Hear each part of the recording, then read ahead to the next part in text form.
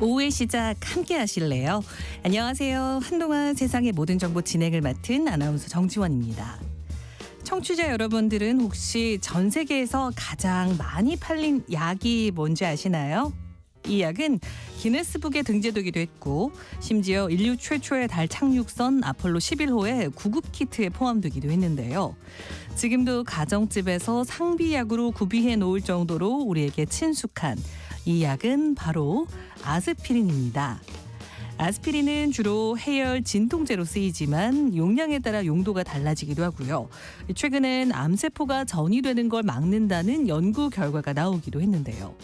알약 하나가 어떻게 이렇게 많은 효과를 낼 수 있는 걸까요? 잠시 뒤 한낮의 과학실 코너에서 그 비밀을 살펴보겠습니다. 오늘 똑똑 라디오 주치의에서는 코골이와 수면 무호흡증을 단순한 잠버릇으로 여겨선 안 되는 이유가 뭔지, 또 어떤 해결책이 있는지 알아볼 예정인데요. 궁금한 분들은 계속 함께해 주시고요. 저희 방송은 KBS 1라디오 유튜브 채널을 통해서도 실시간으로 시청과 참여하실 수 있습니다. 많은 관심 부탁드리면서 KBS 세상의 모든 정보 지금 시작합니다.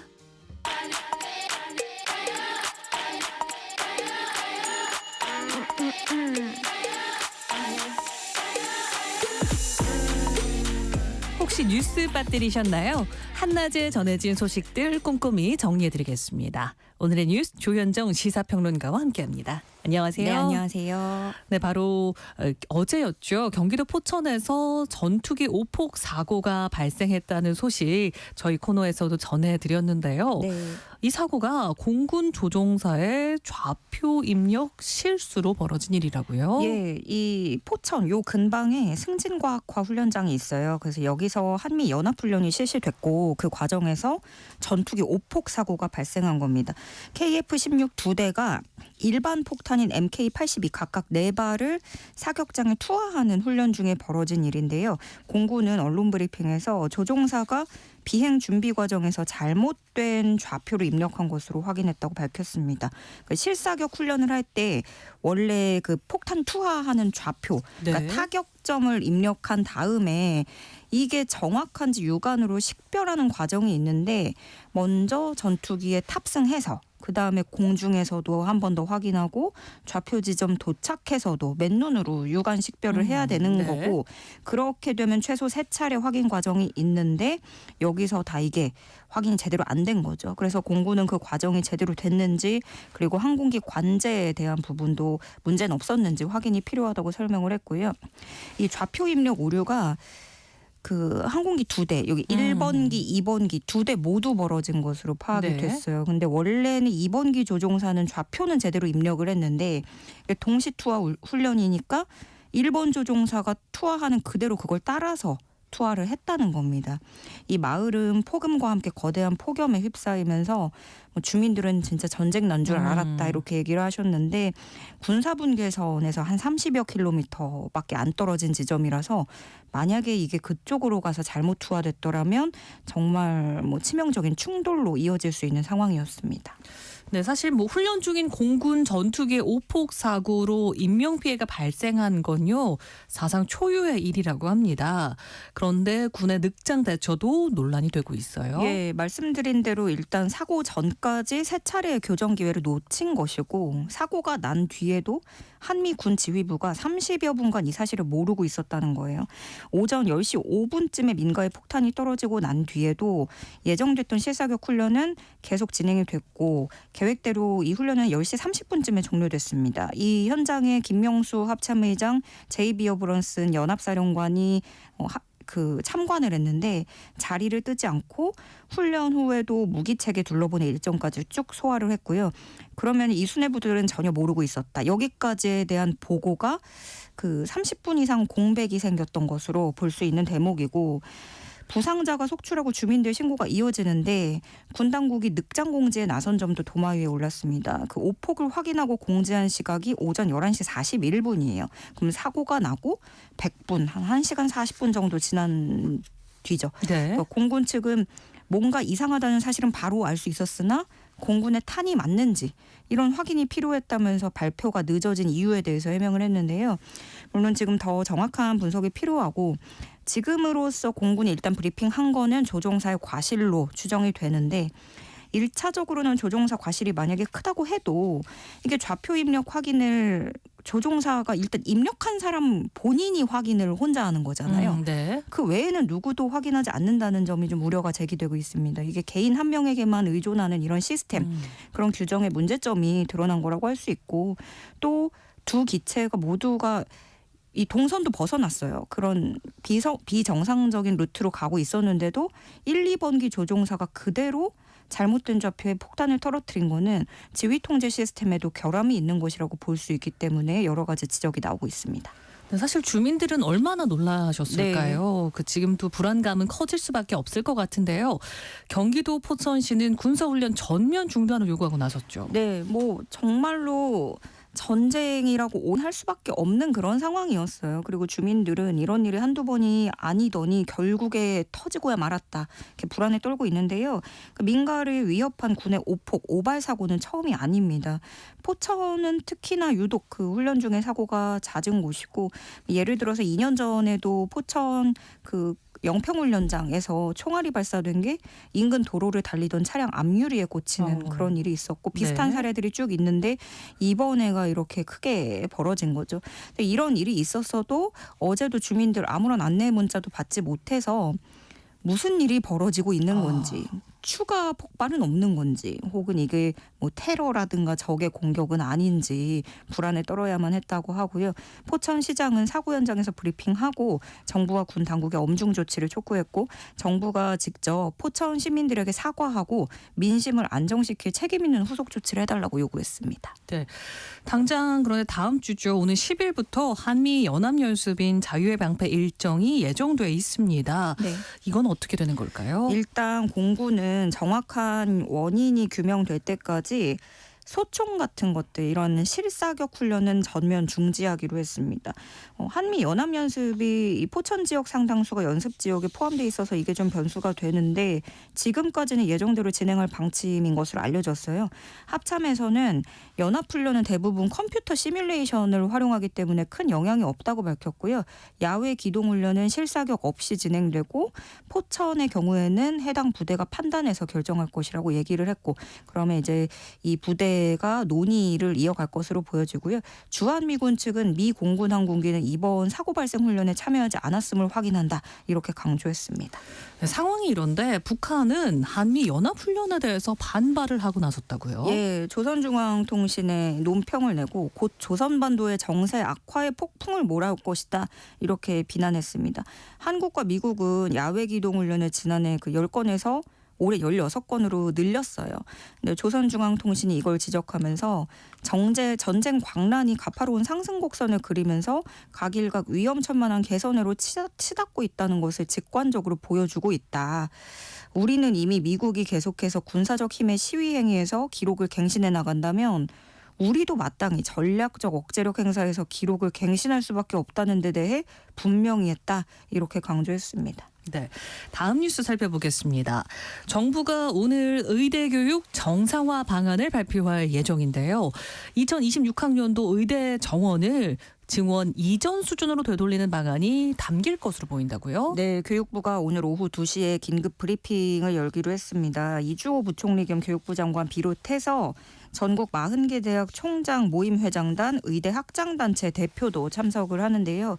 오늘 제일 주목되는 내용은 의대 증원 내용입니다. 네. 그러니까 2026학년도 의대 모집 인원, 그리고 이것을 증원 이전 수준인 3,058명으로 되돌리는지, 그 내용이 포함되는지, 이게 관건인데 지금으로서는 거의 이제 이렇게 수순을 밟는다고 볼 수 있겠고요. 지금 이미 3월 새학기 됐지만 그 2호학번 신입생들도 수업을 거부하고 있어요. 그래서 증원을 원점으로 되돌리는 방안까지도 뭐 정부도 이제 뭐 큰 비난을 감수하더라도 이렇게밖에 할 수 없다라는 것까지 치닫게 된 것 같은데, 사실은 의대생들 증원해가지고 뽑으면 1학년들도 그 수업 거부에 동참할 거라는 거는 너무너무 예견됐던 사태거든요. 그러면 정부의 생각으로는 26학년도에는 증원 없이 원점으로 가고 2027년부터는 늘릴 수 있는데 이거를 인력수급 추계위원회에서 그거를 결정해보자라는 걸 구상하고 있는 건데 그러면서 정부는 또 조건도 달았습니다. 이 3,058명으로 되돌아가는 이것은 의대생들이 3월 말까지 복귀한다라는 전제를 달고 있습니다. 이렇게 된다면 의대 증원 계획을 사실상 백지화하는 건데요. 네. 비판의 목소리가 나올 수밖에 없겠죠. 이게 지금 누구 하나 좀 만족스럽지 못한 그런 분위기 같아요. 정치권에서는 야권도 그렇고 시민단체, 환자단체들 그리고 의사단체도 모두가 받아들이기 어려운 상황이고 1년이 지났지만 누구 하나 얻은 게 없이 회귀하는 셈이 된 거예요. 특히나 그 초반에 걸었던 그 슬로건 정부는 의사를 이길 수 없다라는 명제를 너무나 더 확고히 했다는 책임론을 피할 수 없어 네. 보이고 그 사이에 불신만 커진 의사들이 과연 돌아올지 이것도 미지수고 그 필수과 인턴 과정을 중간에 포기한 인력들이 있잖아요. 그렇죠. 그리고 그 사이에 간호사 의료관리기사, 약국, 상점 피해들도 컸고 또 투입된 건보 재정도 막대합니다. 더불어민주당은 지금 의료 현장의 참상을 어떻게 고쳐낼지 분명한 비전과 대책을 내놓으라고 촉구했어요. 민주당 조승래 수석대변인은 무엇을 위한 고통이고 희생이었느냐 이렇게 반문하면서 정부든 여당이든 누구든 성급하고 무리한 정책 추진에 퍼부은 혈세는 누가 책임질 것인지 말을 하고 윤 정부가 그렇게 강변하던 과학적인 근거는 어디로 갔는지 답하라 이렇게 따져 물었고요. 대학 입시 준비하는 학생들도 일단 혼란에 빠졌고 보건의료노조, 한국노총, 환자단체 연합 모임인 연대회의는 국민의힘 향해서 즉각 철회하라 이렇게 촉구했습니다. 그리고 또 의사단체도 의사단체대로 안개 속이에요. 일단 의대생들 3월까지 복귀해야 이걸 증원을 돌린다고 했는데 네. 복귀할지. 왜냐하면 지금 의대생들은 정원 되돌린다고 해도 우리가 요구하는 거 이거 필수의료 정책 패키지라든가 이런 거 의료개혁 방안 다 백지화하지 않으면 돌아갈 수 없다. 이런 입장을 피력하고 있는 상태입니다. 정부는 의사가 필수 의료 과정에서 사고를 내도 과실이 심하지 않으면 처벌을 감면해주는 방안을 검토하고 있습니다. 그런데 이 역시 논란이 되고 있다고요? 네, 그러니까 국민의힘 소속 복지위 위원인 김미애 의원실하고 복지부가 정책 토론회를 개최했고 이런 쪽으로 좀 검토를 하겠다는 건데 그러니까 정부 여당이 추진하려고 하는 특례법안 내용은 이거예요. 그러니까 의료사고심의위원회를 만들고 거기서 그 과실 여부를 판단해서 의사에 대한 기소 자제 권고를 하고 수사 당국이 이것을 존중하도록 법에 명시를 한다라는 내용의 골자인 건데 한국환자단체 연합회 측에서는 정부가 기소 자제라는 표현을 사용했지만 결국엔 불기소로 종용할 것이다. 네. 이렇게 보고 있는 거예요. 그리고 어떤 필수 의료라는 그 개념을 명확히 개념을 세우고 그러면 형사 특례를 그렇게 적용을 하면 피해자를 법적으로 더 취약해질 수밖에 없는 그런 구조를 이제 타파해야 된다라는 얘기인 거고 사실 그렇죠. 환자들 같은 경우에는 그 의사들하고는 정보 비대칭이 강하다 보니까 속수무책 없이 사실 의사의 말을 그대로 따르거나 알 수 있는 길이 없기는 해요. 반면에 또 의사들도 나름대로 고충을 토로합니다. 사람 생명을 다루다 보면 예기치 않게 어떤 사망을 마주하게 되고 하는데 그때마다 입건이 되면 이것이 너무 부담이 되고 수차례 불려가서 조사를 받아야 되기 때문에 필수과를 기피하게 된다라는 논리를 계속 펼치고 있는 거죠. 그래서 이런 사법 리스크가 필수 의료 붕괴로 이어지기 때문에 불필요한 형사 절차를 거치지 않도록 기소 전에 사전 심의하는 절차를 마련해야 한다라는 게 의사들의 주장입니다. 한낮의 교양 파트너 지금 여러분께서는 세상의 모든 정보와 함께하고 계십니다.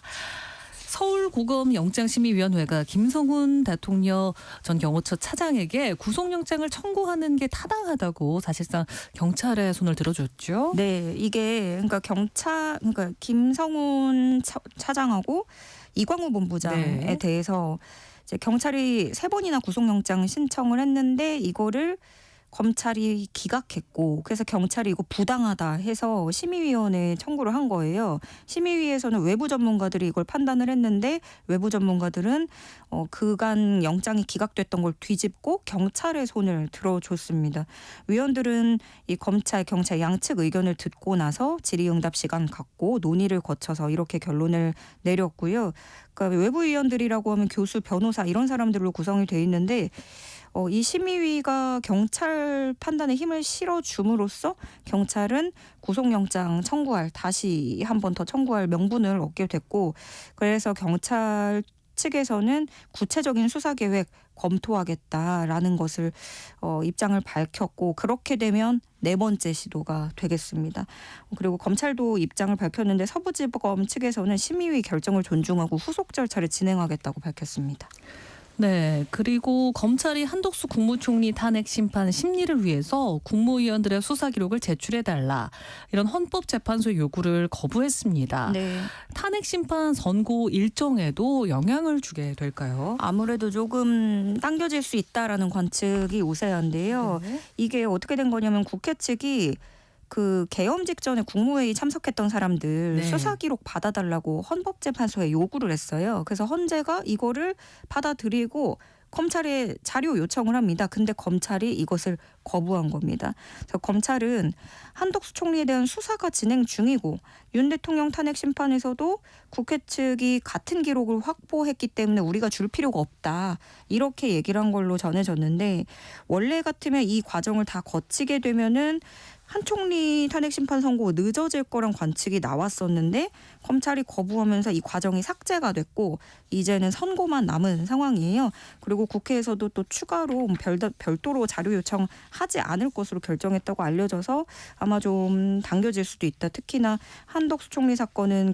변론도 한 차례 기일로 끝났기 때문에 다음 주 초중반 선고까지도 관측이 나오고 있습니다. 네, 오늘의 뉴스 여기까지 함께 듣도록 하겠습니다. 지금까지 조현정 시사평론가였습니다. 고맙습니다. 네, 고맙습니다. KBS 1라디오 세상의 모든 정보 금요일 함께하고 계신 지금 시각은 12시 37분 정각입니다. 이 시각 교통정보 알아보겠습니다. 네, 시각 교통정보입니다. 점심시간이 되면서 교통량은 감소하고 있습니다. 하지만 돌발 상황은 계속 발생하고 있습니다. 부산 외곽고속도로 창원 쪽인데요. 금정산 터널 부근에서 화물차 화재 사고가 있었습니다. 현재는 갓길에서 처리하고 있는데 아직 뒤쪽으로는 노포 분기점부터 여파를 받고 있습니다. 수도권 제일순환고속도로 일산에서 판교 쪽이고요. 김포 부근이 사고 때문에 막히고 있습니다. 2차로에서 승용차 관련 사고를 처리하고 있습니다. 고장난 차 때문에 불편해진 곳들도 있는데요. 경부고속도로 서울 쪽으로 서울시 구간입니다. 반포 나들목 부근 4차로가 막혀 있습니다. 양재부터 많이 밀리고 있습니다. 서울은 강변문호 구리 쪽이고요. 가양대교에서 성산대교 쪽으로 고장난 차 여파를 받고 있습니다. KBS 교통정보센터에서 이현입니다. 세상의 모든 정보는 청취자분들의 관심과 참여를 기다립니다. 방송 들으시면서 궁금한 점이 있거나 의견 공유하고 싶은 분들 계시면 문자 보내주세요. 추첨을 통해 모바일 쿠폰 보내드리겠습니다. 참여하실 번호는 샵 9730이고요. 짧은 문자 50원, 긴 문자 100원의 이용료가 부과됩니다. 콩 게시판을 통해서는 무료로 참여하실 수 있고요. KBS 1라디오 유튜브 채널을 통해서도 실시간으로 시청 참여하실 수 있습니다.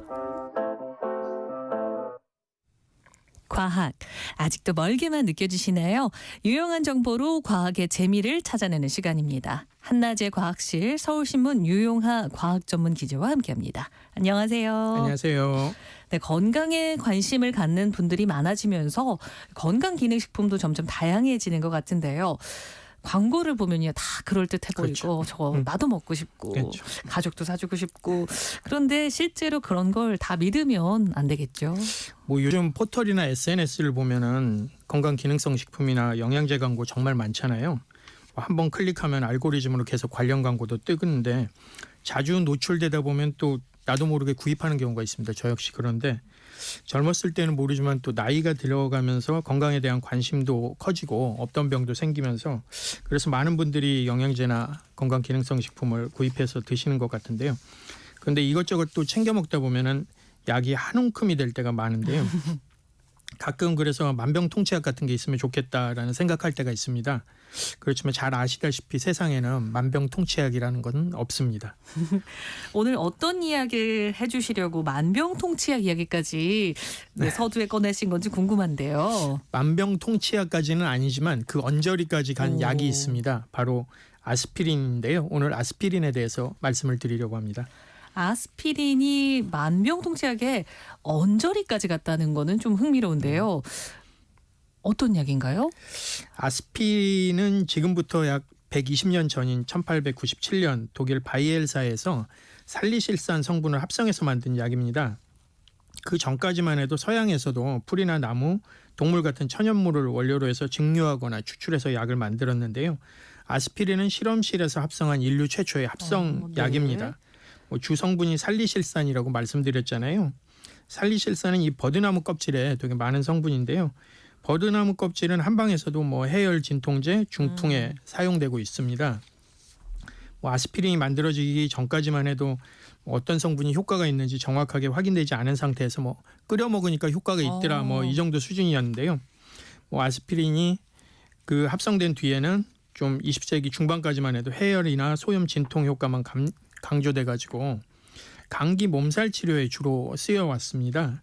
그렇지만 이제 시간이 지나면서 피를 묽게 해서 심혈관 질환 위험을 낮춰주는 것으로 알려지면서 미국에서만도 약 2,900만 명이 매일 저용량 아스피린을 복용한다고 합니다. 최근에도 다양한 연구로 새로운 효과가 또 하나둘씩 계속 밝혀지고 있는 상황입니다. 사실 아스피린이라고 하면 건강검진 때 복용 여부를 체크하는 약 그렇죠. 정도로만 인식하고 있었는데요. 그게 피를 묽게 하기 때문이었네요.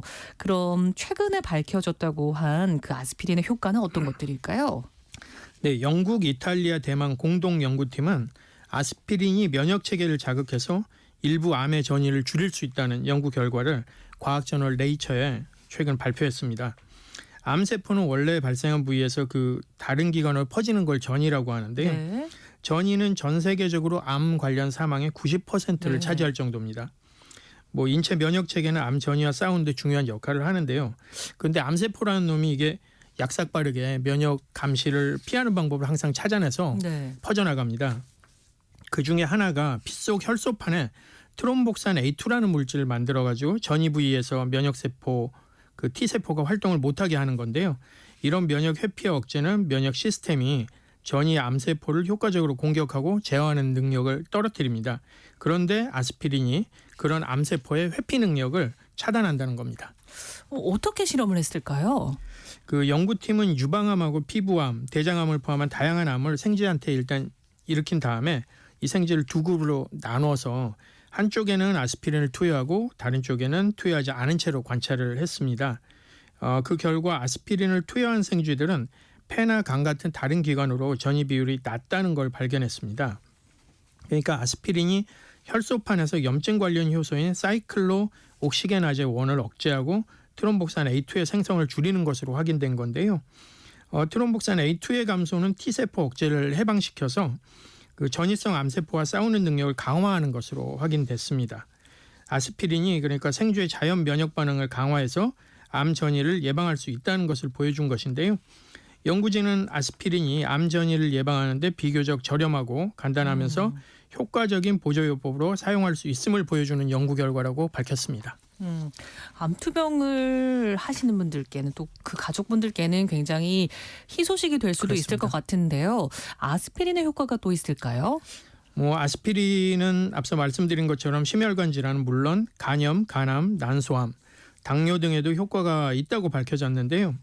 미국 국립암연구소 연구진이 65세 이상 남녀 14만 6,152명을 대상으로 10년 넘게 장기 추적 조사한 결과 저용량 아스피린을 일주일에 3번 이상 복용하는 사람은 전혀 복용하지 않은 사람보다 암 사망 위험은 15%, 그 밖의 사망 위험도 19% 낮춘다는 점을 확인했습니다. 또 생쥐 실험으로 아스피린이 대장암 진행과 재발을 차단할 수 있다는 연구 결과가 발표돼서 눈길을 끈 적도 있고요. 또 암뿐만 아니라 산모들의 출산에도 도움을 줄 수 있다는 연구 결과가 발표된 적도 있습니다. 산모들의 출산에도 도움을 줄 수 있다는 맞습니다. 연구 결과를 말씀하셨는데 사실 임신을 하게 되면 태아한테 좋지 않은 영향을 주게 될까 봐 감기약도 잘 안 그렇습니다. 먹게 되거든요. 아스피린은 먹어도 괜찮다는 건가요? 물론 추가적 연구가 좀 필요한 부분이긴 할 텐데 미국 연구팀이 세계적인 의학저널 랜싯에 발표한 내용입니다. 네. 임신 6주에서 36주의 임산부가 매일 저용량 아스피린을 복용하는 것이 조기 출산 위험을 낮출 수 있다는 겁니다. 임산부들이 그 임신 기간 중에 가장 걱정하는 것 중에 하나가 조산일 것인데요. 네. 조산은 전체 분만의 6에서 15%에 이르면서 국내에서도 매년 약 5만 명의 조산아가 태어나는 것으로 알려져 있습니다. 신생아 사망의 80% 정도가 조산 때문이고 조산아는 각종 신경계 발달 장애나 호흡기 관련 합병증 등이 쉽게 나타날 수가 있어서 의학계에서도 조산율을 낮추기 위한 다양한 시도들이 진행되고 있습니다. 이런 상황에서 아스피린이 임산부의 조산율을 낮출 수 있다는 것이기 때문에 눈길이 갈 수밖에 없습니다. 그런데 이렇게 아스피린을 복용하는 게 조기 출산의 위험을 낮출 수 있다는 건 실험을 어떻게 진행을 했습니까? 네, 연구팀은 그 인도하고 파키스탄, 잠비아, 콩고, 과테말라, 케냐 7곳을 무작위로 선정해서요. 처음 임신한 11,976명의 임산부를 대상으로 임상 시험을 했습니다. 임상 시험에 참여한 임산부들은 조산의 기준이 되는 임신 20주가 넘은 이들로 선정됐는데요. 연구팀은 이들을 두 그룹으로 나눠서 한쪽에는 매일 81mg의 아스피린을 복용하게 하고요. 다른 그룹은 비타민을 제공한 다음에 출산 때까지 추적 조사했습니다. 그 결과 임신 37주 전에 조산하는 여성은 아스피린 복용 그룹에서는 11.6%, 비타민을 먹은 그룹에서는 13.1%로 나타났고 임신 34주 전에 조산하는 비율은 아스피린을 복용한 그룹에서는 3.3%, 네. 그렇지 않은 그룹에서는 4%로 나타났습니다. 네. 또 생후 일주일 이내에 사망하는 신생아 비율도 아스피린을 복용한 그룹에서는 1000명당 45.7명, 그렇지 않은 그룹은 1000명당 53.6명이라고 밝혔는데요. 이 정도가 큰 차이냐라고 생각할 수는 있겠지만 과학자들이 이야기한 거는 저 정도 수치면 아스피린 복용 효과를 확인할 수 있을 정도다라고 말하고 있습니다. 결론적으로 말씀드리면은 연구팀은 저용량 아스피린을 복용하는 여성들은 그렇지 않은 사람들보다 조산 가능성이 평균 11% 정도 낮다고 설명했습니다. 이야기를 듣다 보니까요. 아스피린이 대체 왜 이런 효과를 내는지 그 원리라고 해야 될까요? 그 이유가 뭔지 궁금해지는데요. 이와 관련한 연구도 과학자들이 진행을 했겠죠? 말씀하신 그 부분은 세상의 모든 것을 또 궁금해하시는 과학자들이 당연히 궁금했던 네. 부분입니다. 인체에 발생하는 많은 질병들이 염증 반응 때문에 알려져 있는데요. 과학자들도 아스피린이 그런 염증 반응에 중요한 역할을 하는 시클로옥시게나제 효소, 그러니까 콕스라는 물질을 억제한다는 사실을 밝혀낸 거는 좀 오래됐습니다. 그렇지만 아스피린이 각종 질병을 억제하는 자세한 메커니즘에 대해서는 완벽하게 밝혀내지 못했는데요. 그 몇 주 전에 커피의 과학에 대해서도 말씀을 드렸었는데요. 커피도 다양한 건강상 이점이 있다고 밝혀졌지만 작용 원리는 여전히 베일에 가려져 있다고 말씀드렸습니다. 아스피린도 그것과 약간 비슷합니다. 많은 과학자들이 의문을 품었지만 아스피린의 작용 원리는 아직 밝혀내지는 못했다, 이런 말씀인가요? 그렇습니다. 그렇지만 그 분석 기법이 발달하면서 아스피린 비밀에 대해서 한 발짝씩 다가가고 있는 건 사실입니다. 미국 텍사스 알링턴대 연구팀의 연구 성과인데요. 아스피린이 콕스 발생을 억제하는 과정을 조금 더 상세하게 규명한 겁니다. 아스피린은 다양한 효과가 있지만 또 장기간 복용하면 위장장애나 뇌출혈 같은 부작용이 발생할 수 있다는 점은 잘 알려져 있잖아요.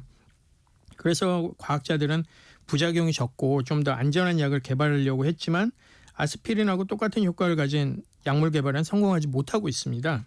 그래서 아스피린의 작용 원리를 밝혀내려는 이유도 그것 때문인데요.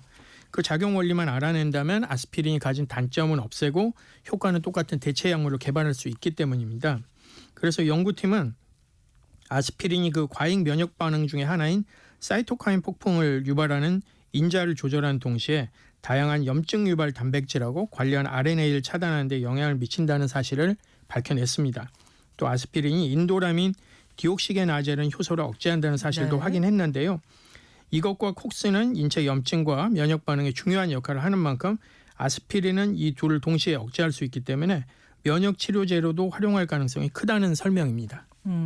지금까지 이야기해 주신 것만 들으면 우리 청취자분들께서는 어쩌면 아스피린이 진짜 만병통치약이다. 어서 좀 집에 구비해놔야겠다. 이런 생각이 드실 수도 있는데 사실 뭐든 무조건 좋은 건 없잖아요. 그렇죠? 아스피린의 부작용 같은 것도 혹시 있을까요? 그렇습니다. 그 아스피린 효과에 대한 연구만큼이나 부작용이나 효과가 없다는 연구 결과도 적지 않습니다. 이번에 말씀드리는 게 그중 하나인데요. 호주하고 미국 공동 연구팀이 발표한 내용입니다. 그 심혈관 질환 예방을 위해서 저용량 아스피린을 규칙적으로 복용하면 노년층의 경우는 빈혈 발생률이 20% 이상 높아진다는 겁니다. 나이가 들면서 많은 분들이 예방적으로 아스피린을 복용하는 경우가 많은데요. 그 앞서서도 말씀드린 것처럼 가장 큰 부작용이 위장관 출혈 가능성입니다. 네. 그래서 연구팀은 70세 이상 남녀 19,114명을 대상으로 한쪽은 매일 아스피린을 100mg을 복용하도록 하고 다른 쪽은 비타민 같은 위약을 섭취하도록 했습니다. 그다음에 3년 동안 빈혈 관련 혈액 수치를 측정했는데요. 그 결과 아스피린을 규칙적으로 복용한 노인들은 그렇지 않은 사람보다 혈중 헤모글로빈이 많이 감소한 것이 확인됐습니다. 이런 거는 위장관 출혈이라는 부작용과 연결되는 건데요. 아스피린을 장기 복용할 경우에는 위장관 출혈로 인해서 혈액이 손실되면서 빈혈 증상이 더 쉽게 나타날 수 있기 때문이라는 겁니다. 네. 뭐든 다 좋은 건 없다 이런 생각도 드는데요. 아스피린을 복용하는 게 건강상 도움이 안 된다 이런 연구도 있다고요? 네, 이것도 미국과 호주 공동 연구팀이 한 건데요. 건강상 문제가 없는 성인이나 심혈관 질환 위험이 낮은 건강한 노인은 저용량 아스피린을 꾸준히 복용하더라도 별다른 건강상 효과를 누릴 수 없다는 연구 결과를 내놨습니다. 이 연구는 건강한 노인들을 대상으로 5년간 추적 조사한 건데요. 이것 역시 두 집단으로 나눠서 한쪽은 아스피린을 복용하도록 하고 다른 쪽은 영양제를 복용하도록 하고 관찰했는데요. 아스피린을 복용한 쪽이거나 복용하지 않은 쪽이거나 심혈관 질환 같은 질병이나 혈관성 치매 발병률은 비슷한 것으로 나타났습니다. 여기서 중요한 것은 건강한이라는 건데요. 그러니까 건강한 노년층은 아스피린 복용이 심혈관 질환 발병률을 크게 낮춰주거나 건강상 도움을 주는 것은 발견하지 못했다는 겁니다. 그래서 연구팀은 아스피린의 이점과 단점을 조금 더 명확하게 파악할 필요가 있다고 조언했습니다. 네, 한낮의 과학실 오늘은 아스피린과 관련된 이야기 나누고 있는데요. 아까 앞서서 암과 관련된 이야기를 언급해 주셨는데 암 예방에도 아스피린 효과를 보였다라고 해주셨잖아요. 그런데 언뜻 스치는 생각이 모든 암에 도움이 될까 싶거든요. 아시다시피 인체에서 발생하는 암은 종류가 너무 많기 때문에 모든 암에 도움이 되는가에 대해서는 아직 명확하게 이야기를 하지 못하고 있습니다. 유방암 환자들이 300mg 정도의 적은 용량의 아스피린을 주기적으로 먹으면 사망률이 다른 환자보다 낮았다는 추정 연구 결과가 의학계에서는 정설로 받아들여지고 있습니다. 그런데 최근에 미국하고 캐나다 연구기관 47곳이 참여한 종양학 임상시험 연합에서 유방암 환자 3,020명을 대상으로 한 임상시험 결과입니다. 연구진은 참가자들을 또 이것도 절반으로 나눠서요. 3년 동안 아스피린과 위약을 매일 300mg씩 먹게 한 후 생존 기간을 조사했습니다. 임상시험을 시작한 후에 5년이 지난 시점에서 아스피린을 먹은 환자들은 위약을 먹은 환자들보다 무병 생존율이 더 높게 나타나긴 했지만 통계적으로는 유의한 수준은 아니라는 결론을 내렸습니다. 이것 때문에 기존 통념과 다른 결과를 두고 의료계와 과학계에서는 임상시험을 두고 좀 논쟁이 벌어지고 있는 상황인데요. 어쨌든 지금까지 말씀드린 것처럼 아스피린이 건강상에 도움이 된다는 건 좀 분명한데요. 또 그리고 예방용으로 드시는 저용량 아스피린 100mg짜리가 있는데요. 그거는 또 약국에서 쉽게 구할 수 있는 일반 의약품이기는 하지만 아스피린을 매일 복용하기 위해서는 전문가에게 조언을 얻는 것이 중요하다는 점을 좀 인식하셔야 될 것 같습니다. 네, 한낮의 과학실. 오늘은 아스피린과 관련된 이야기 유용하 서울신문 과학전문 기자와 함께 이야기 나눴습니다. 오늘 말씀 여기까지 함께하겠습니다. 고맙습니다. 감사합니다. 네, KBS 세상의 모든 정보 금요일 함께한 1부 순서는 여기서 마무리하도록 하겠습니다. 이어지는 2부에서는요. 사건 사고 뉴스를 살펴보는 하프타임 뉴스가 준비돼 있고요. 또 건강에 관한 모든 궁금증을 풀어드리는 시간이죠. 똑똑 라디오 주치의 코너와 또 음악과 함께하는 오후 차오진의 오늘 이 곡이 기다리고 있으니까요. 계속해서 많은 청취 부탁드리겠습니다. 그럼 세상의 모든 정보 1부 마무리하고요. 저는 잠시 뒤 1시 정각 2부에 다시 찾아오겠습니다.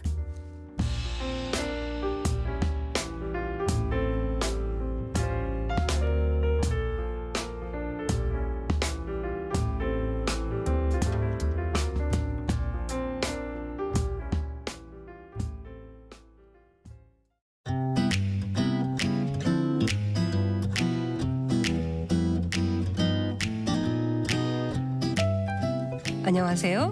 바른말 고운말입니다. KBS 1텔레비전에서 방송되고 있는 우리말 겨루기에서 나왔던 문제를 짚어보겠습니다. 오늘은 우리말 달인 도전 1단계 문제로 두 표현 중에서 맞는 것을 찾는 것입니다. 먼저 가능한 빨리 제출해라와 가능한 한 빨리 제출해라 중에서 맞는 표현은 어느 것일까요? 이 경우에는 가능한 한이 맞습니다. 가능한은 가능하다의 관형사형으로 이 말 뒤에는 수식을 받는 명사가 와야 하는데 가능한 뒤에 빨리라는 부사가 왔으므로 문법적으로 맞지 않습니다. 반면에 가능한 한은 가능한 범위 안에서 또는 가능한 조건 하에서라는 뜻으로 그 뒤에 명사가 오지 않고 부사어나 동작을 나타내는 말이 와야 합니다. 따라서 가능한 한 빨리가 맞는 표현입니다. 또 버거덕거리는 소리가 나다와 버그덕거리는 소리가 나다 중에서 어느 것이 맞을까요? 크고 단단한 물건이 맞다 문질리다가 그칠 때 나는 소리가 잇따라 나다 또는 그런 소리를 잇따라 내다를 뜻하는 동사는 버거덕거리다가 맞습니다. 그리고 댕글댕글 책을 읽다와 딩글딩글 책을 읽다 중에서 맞는 표현은 댕글댕글입니다. 댕글댕글은 책을 막힘없이 줄줄 잘 읽는 소리 또는 그 모양을 뜻하는 고유어 부사고 딩글딩글은 사전에 없는 표현입니다. 지금까지 바른말 고운말 아나운서 국혜정이었습니다.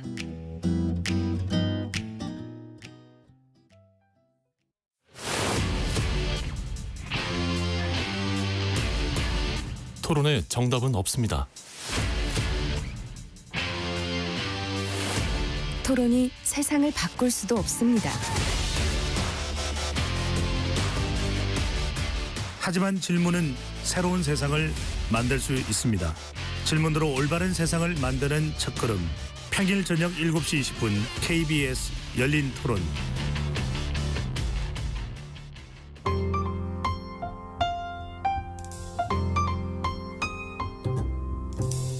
어떤 하루 보내고 계신가요? 눈코 뜰 새 없이 바쁘게 지나가는 한 주. 월요일부터 금요일, 매일 밤 10시부터 12시까지는 오롯이 당신만을 위한 시간입니다. 당신을 위한 지식 쉼터. 오늘 밤 일라디오.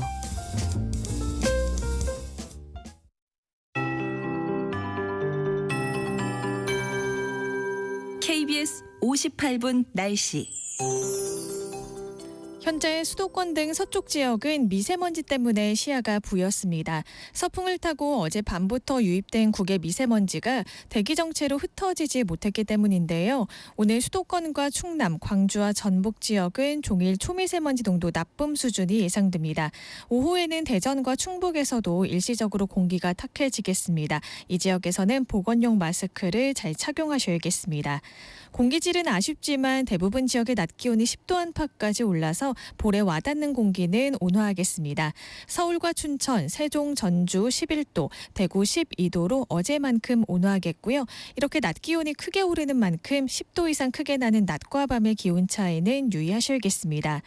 오늘 전국이 대체로 맑다가 오후부터 구름의 양이 많아지겠고요. 늦은 오후부터 제주도에는 비가 내리겠습니다. 내일까지 5에서 10mm의 비가 예상되고요. 주말인 내일 호남과 영남에도 5mm 안팎, 충청에는 1mm 안팎의 비가 조금 예상됩니다.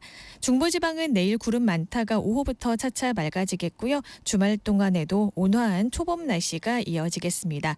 동해안과 제주도 해안에서는 높은 너울성 파도를 조심하시기 바랍니다. 현재 서울의 기온은 10도, 습도는 37%입니다. KBS 58분 날씨 조하늘입니다.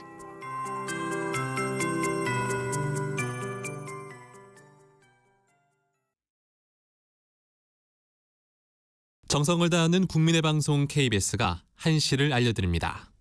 AM 711kHz, FM 97.3MHz, KBS 1라디오입니다. HLKA.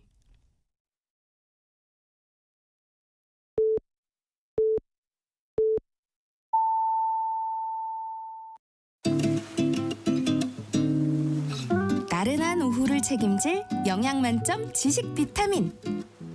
세상의 모든 정보.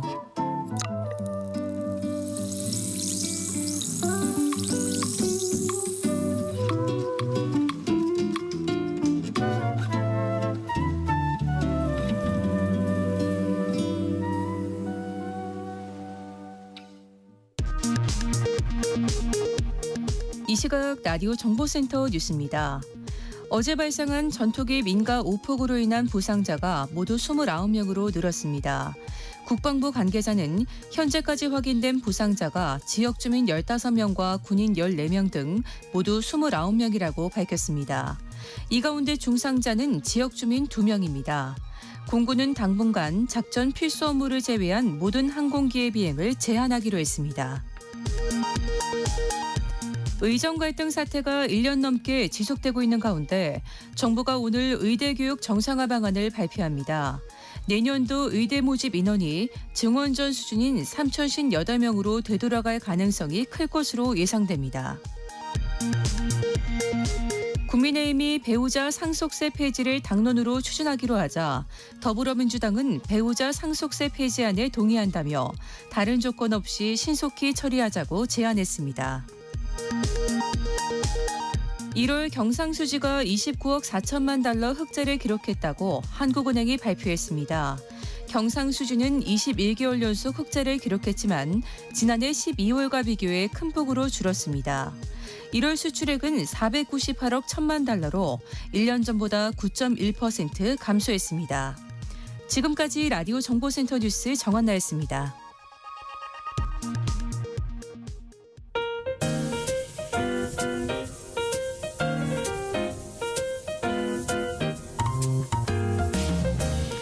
정신없이 바쁜 하루. 지금 우리 주변에서 벌어지고 있는 사건 사고 소식들 한숨 돌리며 살펴보시죠. 하프타임 뉴스 임선우 뉴스캐스터와 함께합니다. 안녕하세요. 안녕하세요. 식품업계가 줄줄이 가격을 올리고 있는 요즘인데요. 라면값도 오른다고요? 네, 이 라면도 예전에나 지갑 사정 빠듯한 자취생들이 쟁여놨었지 요즘은 또 얘기가 다릅니다. 라면 시장 부동의 1위인 농심이 값을 올리기로 했는데요. 가공식품 물가는 이미 지난달 3% 가까이 올라 석 달 연속 전체 물가 상승률을 웃도는 오름세를 보여줬는데 식품업체들이 줄줄이 가격 인상에 나서면서 물가 상승 압력이 더욱 커지고 있다는 우려가 나옵니다. 농심은 오는 17일부터 라면과 스낵 브랜드 56개 중 총 17개 브랜드 출고가를 평균 7.2% 인상한다 밝혔는데요. 대표 제품인 신라면은 1,000원으로, 새우깡은 1,500원으로 오르고요. 짜파게티와 안성탕면 등도 각각 8%, 5% 넘게 오릅니다. 야금야금 오르더니 이제 라면 한 봉지 값이 4자릿수가 돼버렸네요. 그러게요. 회사 측은 원재료비가 크게 올랐고 또 환율까지 요동치면서 경영 여건이 더 악화되기 전에 인상을 결정하게 됐다 설명했는데요. 값을 올리는 건 농심뿐만이 아닙니다. 최근 들어 식품 가격이 줄줄이 오르고 있는데 롯데웰푸드는 빼빼로를 포함한 26종 제품 가격을 평균 9.5% 올렸고 SPC그룹의 파리바게뜨도 지난달 빵과 케이크 약 120종의 가격을 평균 5.9% 인상했습니다. 문제는 이미 지난달 가공식품 물가가 13개월 만에 가장 큰 폭으로 올랐는데도 이런 흐름이 멈추질 않는다는 건데요. 2월 가공식품 물가는 2.9% 올라 지난해 1월 이후 가장 큰 오름폭을 보였고 전체 물가 상승률보다 1%포인트 가까이 높은 수준입니다. 이에 서민들의 체감 물가를 반영하는 생활물가 지수도 2.6%나 올라서 지난해 7월 이후 가장 높게 나타나는 등 밥상 물가가 비상이고요. 전문가들은 불안정한 환율뿐만 아니라 국내 원가 상승 압력이 상당해서 전체 물가 상승률이 1%대로 내려가는 건 쉽지 않아 보인다 진단하고 있습니다. 다음 뉴스입니다. 최근 국내 암호화폐 거래소의 코인 투자 계좌가 급격히 늘었다고요? 네, 요즘 이 코인 투자 안 하는 사람 찾아보기가 더 어려울 정도죠. 국내 암호화폐 거래소의 투자 계좌가 처음으로 1,000만 개를 돌파했습니다. 우리나라의 거래소가 처음 문을 연 지 겨우 12년 만인데 주식 계좌의 8분의 1에 이를 정도로 빠르게 성장했고요. 특히 지난해 말엔 1년 전보다 50% 넘게 급증했다고 하네요. 딱 1년 전 이맘때쯤 비트코인이 개당 1억 원을 돌파한 데다 지난 11월 미국 대선에서 스스로를 가상자산 대통령이라 부르는 트럼프가 당선되면서 투자자가 몰린 까닭인데요. 지난해 7월 가상자산 이용자 보호법이 시행되면서 코인 투자에 대한 신뢰도가 개선돼 투자자가 늘었다는 분석도 나오고 있습니다. 고객 자산을 기준으로 보면 300만 원 이하의 소액 투자 계좌가 가장 많고 10억 원을 초과하는 고액 계좌 수도 14,000여 개에 달할 정도로 그 인기가 뜨겁습니다. 네. 그런데 최근 비트코인 가격은 이렇다 할 재료도 없는 데다 이 트럼프의 관세 폭탄 이슈로 지지부진한 모습을 보이고 있는데요. 현재는 관세 폭탄 무게에 눌려 후퇴했지만 업계는 이례적인 트럼프의 워딩을 주목하고 있습니다. 최근 가상자산 전략 비축을 추진하겠다 밝혔는데 앞서 말한 가상자산 보유 축적과 같은 표현에 그치지 않고 이 비축에 대한 의지를 명시적으로 밝힌 건 이번이 처음이기 때문인데요. 그동안은 미국 정부가 보유 중인 가상자산을 매각하지 않고 저장하겠다는 의미였다면 이번에 사용한 비축이란 용어는 직접 가상자산을 적극 사들이겠다는 뜻을 내포했다는 겁니다. 이 때문에 현지 시간 7일 우리 시간으로는 내일이죠. 백악관에서 사상 처음으로 열리는 가상자산 서밋에서 어떤 내용들이 발표될지 관심이 쏠리고 있는데요. 트럼프 행정부의 가상자산 차르로 불리는 데이비드 sak스는 트럼프가 미국을 세계 가상자산 수도로 만들겠다는 약속을 지키고 있고 이 자리에서 직접 연설하고 더 많은 내용을 밝힐 것이라고 예고한 만큼 관심 가지고 지켜보면 좋겠습니다. 네, 그런가 하면 최근 많은 학교들이 조리 실무사를 구하지 못해서 학생들이요 제대로 된 식사를 못하는 경우도 있다고 해요. 네, 개학 첫날부터 지역 맘카페에는 학부모들의 하소연이 가득한데요. 배식할 사람이 없어서 30분 가까이 밥도 못 먹고 기다리는가 하면 급식에 밥이 다 떨어져서 반찬이랑 국만 먹고 왔다는 이야기들이 보입니다. 새학기 적응 기간이니 그러려니 하겠지만 속 사정을 들여다보면 그리 간단치 않은데요. 급식 실서 학생들의 끼니를 책임질 조리 실무사를 구하지 못해 임시 대체 인력을 투입하는 학교가 늘면서 손발이 맞지 않아 이렇게 잡음이 생기고 있다고 합니다. 구체적인 숫자를 들여다보면 울산시 교육청은 올해 조리 실무사 183명을 충원할 계획이었지만 81명밖에 뽑지 못했고요. 그마저도 합격자 일부가 신학기 시작 전에 이탈해 최종 77명을 채용하는 데 그쳤습니다. 또 수도권도 다르지 않고요. 최근 인천시 교육청은 477명 모집에 359명, 서울시 교육청은 392명 모집에 153명만 가까스로 채웠다고 합니다. 아니 한편에서는 뭐 직장이 없다 이런 소리도 들리던데 왜 이렇게 이 구인난이 심각한 걸까요? 네, 이렇게 급식 현장이 구인난에 시달리는 깔닭은 일은 고되고 처우는 또 열악하기 때문이라고 하는데요. 조사에 따르면 학교 조리실무사 1인당 식수 인원은 114.5명으로 서울대병원 등 공공기관 11곳의 급식조리사 1인당 식수 인원보다 2배가량 많고요. 또 조리 과정에서 발생하는 매연이나 각종 소독약품에 노출돼 폐암 등 질병에 걸릴 위험도 크다고 합니다. 이렇게 상황이 열악한데도 기본급은 월 200만 원 언저리로 최저임금을 월급으로 환산한 것에도 못 미치고요. 공무원인 영양사와 달리 무기계약직이라서 근무를 하지 않는 한 방학 동안에는 급여도 나오지 않는다고 합니다. 만성적인 인력난에도 급식소를 양질의 일자리로 만들려는 노력보다 이렇게 땜질식 처방만 난무하다는 것도 문제인데요.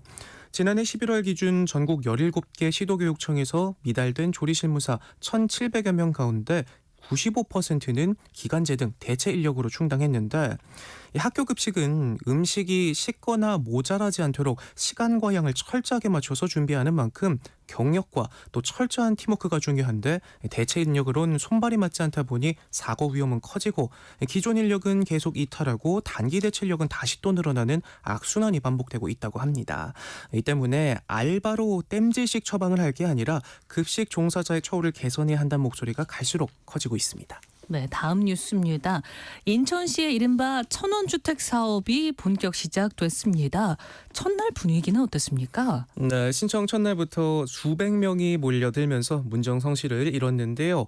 무주택 신혼부부 등을 대상으로 하루 임대료 1,000원에 공급하는 인천시의 천원주택 사업에 대한 관심이 뜨겁습니다. 어제부터 인천시청에서 예비 입주자 신청 접수가 시작됐는데 접수 개시 20분 만에 200여 가구가 한꺼번에 몰리면서 북새통을 이뤘고요. 첫날에만 무려 604가구가 입주를 신청한 것으로 집계됐습니다. 인천시는 다음 주 금요일까지 예비 입주자 500명을 모집할 계획인데 접수 첫날부터 모집 인원을 훌쩍 뛰어넘어 버린 건데요. 이날 접수 창구는 20, 30대 신혼부부들로 장사진을 이뤘고요. 임산부와 신생아를 동반한 가족도 있었습니다. 이날 신생아를 유모차에 태우고 방문한 한 시민은 결혼한 지 7년이 됐는데 천원주택에 살면서 열심히 저축해 내 집 마련의 꿈을 이루고 싶다며 서민 생활에 도움이 되는 이런 정책이 늘어나면 좋겠다는 기대감을 내비치기도 했고요. 또 다른 시민도 천원주택에 입주하면 오는 6월 출산 예정인 아내와 어머니를 모시고 살 예정이라면서 경제 형평이 넉넉지 않은데 임대료가 워낙 저렴하다 보니 새로운 출발을 계획할 수 있을 것 같다 말하기도 했습니다. 천원주택은 저출생과 인구 감소 문제를 해결하기 위해 인천시가 하루 1,000원씩 월 3만 원의 임대료로 최대 6년까지 거주할 수 있는 임대주택입니다.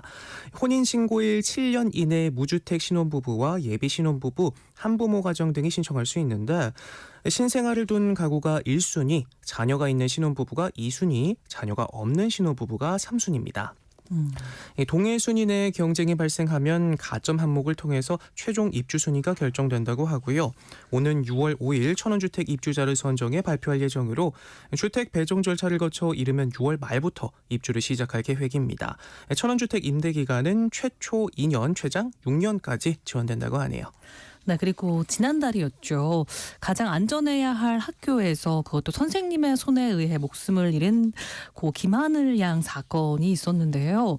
그런데 해당 학교에서 보낸 가정통신문의 내용이 논란이 되고 있다고요? 네, 이 가정통신문을 받아본 학부모들 분노를 감추지 않고 있는데요. 학생이 자율적으로 귀가할 경우 신변 안전 등에 대해 학교에 책임을 묻지 않는다는 내용이 담겨 있었다고 합니다.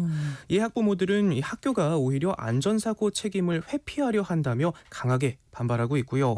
앞서 대전교육청이 학생보호 강화를 위해 대면 인계 및 동행귀가 원칙을 강화하겠다 발표했지만 정작 해당 학교는 학부모들에게 책임을 전가하는 방식으로 대응했다는 비판이 쏟아져 나오고 있습니다.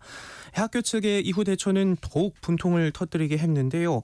논란이 일자 학부모들에게 가정통신문을 폐기해달라 요청했다고 합니다. 이 학부모들은 사건 이후 아이들을 보호할 대책을 마련하는 게 최우선인데 이 학교는 책임을 떠넘기기 급하다 불만을 제기하고 있고요. 일부 학교에서도 유사한 서약서를 요구하는 사례가 있긴 하지만 사건이 발생한 학교에서 이런 조치를 한 것에 대해 납득하기 어렵다 성토했습니다. 교육청 관계자는 학생의 귀가 안전에 대한 학부모 동의서는 일반적으로 사용되는 서식이고 가정통신문 작성에는 교육부와 시교육청의 지침도 있다며 다만 학교 측이 최근 안전 우려가 커진 상황에서 해당 문구를 보다 강한 표현으로 수정해 전달한 것으로 보인다 입장을 밝혔고요. 학교 측은 현재까지도 구체적인 입장을 내놓지 않고 있습니다. 네, 다음 뉴스 살펴볼까요? 항공과 철도 여성 승무원들이 구두 대신 운동화 착용을 요구하는 캠페인을 시작했어요. 네, 3월 8일 내일이죠. 세계 여성의 날을 앞두고 공공운수노조, 아시아나항공노조와 대한항공 직원 연대지부, 전국 철도노조 등이 오늘부터 구두 대신 운동화 착용을 요구하는 승무원에게 운동화 캠페인을 운동화 착용을 요구하는 승무원에게 운동화를이라는 캠페인을 시작합니다. 여성 노동자들이 일터에서 건강하고 안전하게 일할 수 있는 권리를 위해서 목소리를 높이고 나선 건데요. 23년째 대한항공에서 승무원으로 일하고 있다는 한 참가자는 장거리 비행 때 하루 평균 15,000보 이상을 걸어야 하는데도 딱딱한 구두를 신어야 한다며 이 때문에 족저근막염, 무지외반증, 관절염 등을 앓고 있다 토로하고요. 다른 항공사 승무원들도 크게 다르지 않습니다. 유니폼은 몸을 속박하고 신발은 구두 이외에 허용되지 않아서 발은 비틀어져 무지외반증, 척추 뒤틀림은 승무원들의 기본값이라며 남성 승무원에겐 운동화나 작업화가 주어지지만 여성 승무원에겐 선택권조차 없다 말하기도 하고요.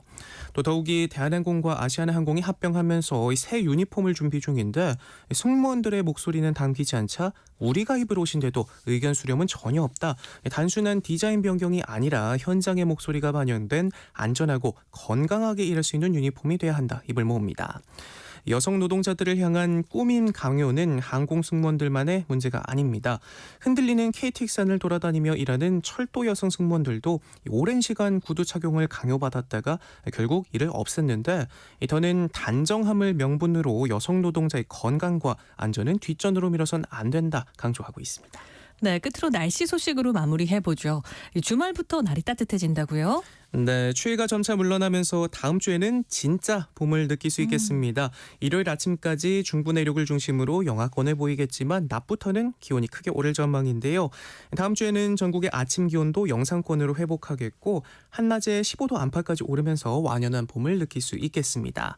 다만 낮과 밤의 기온차가 10도 이상 크게 벌어지는 만큼 건강관리 주의가 필요하고요. 또 당분간 전국이 대체로 맑겠지만 토요일 새벽부터 오후 사이 호남과 제주에는 약한 비가 내리겠고요. 기상청은 비가 내린 곳과 내륙을 중심으로 밤사이 짙은 안개도 끼겠다며 운전에 유의를 당부했습니다. 네, 오늘 말씀 여기까지 함께하겠습니다. 지금까지 임선우 뉴스캐스터였습니다. 고맙습니다. 고맙습니다.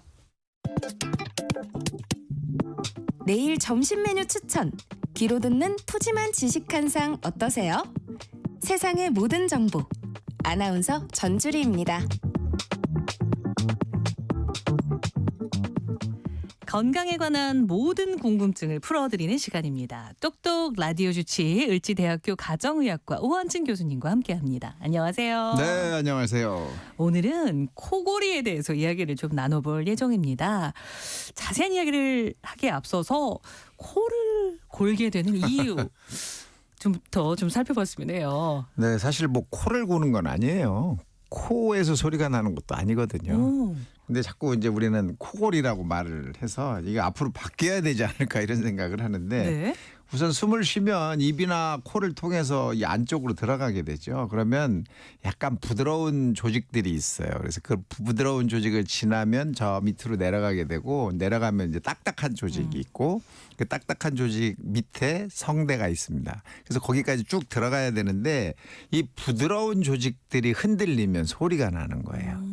이 부드러운 조직 중에 제일 끝에 있는 입천정 제일 끝에 있는 부분이 제일 많이 흔들립니다. 연국의 끝이라고 그러는데 그래서 그 부분이 목젖이라고도 또 우리가 알고 있죠. 그 부분이 많이 떨려요. 그래서 그게 떨리면서 나는 소리라서 이걸 또 잘라내는 수술을 또 예전에는 했었거든요. 네. 그래서 그걸 자르면 넓어지고 그 부분이 없어지니까 소리가 안 날 것이다 그랬는데 그래도 또 소리가 나는 거예요. 그래서 이 부분이 좀 어려운 부분이기도 합니다. 하지만 코를 고는 것이 아니라 그 안쪽에 있는 부드러운 조직이 떨리는 소리다. 이렇게 알고 계시면 좋겠네요. 그럼 대부분 코를 좀 고는 사람들은 좀 특성이 있을까요? 그렇죠. 특성이 있죠. 우선 좀 살이 쪄야 돌아요. 살이 쪄야. 네. 그리고 목이 짧고 굵은 사람들이 많이 곱니다.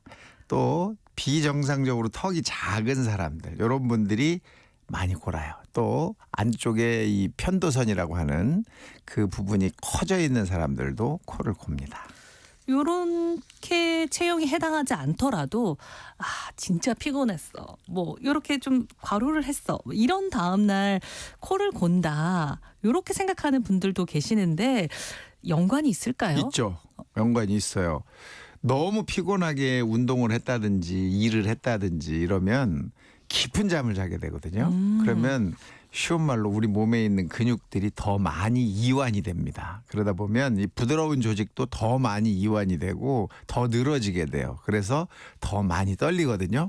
그러니까 평상시에는 안 떨리던 것도 이렇게 너무 피곤하면서 깊은 잠을 들게 되면 이게 흔들리면서 떨게 되고 그러면서 소리가 납니다. 그래서 아주 피곤하게 잘 때 코골이를 할 수가 있습니다.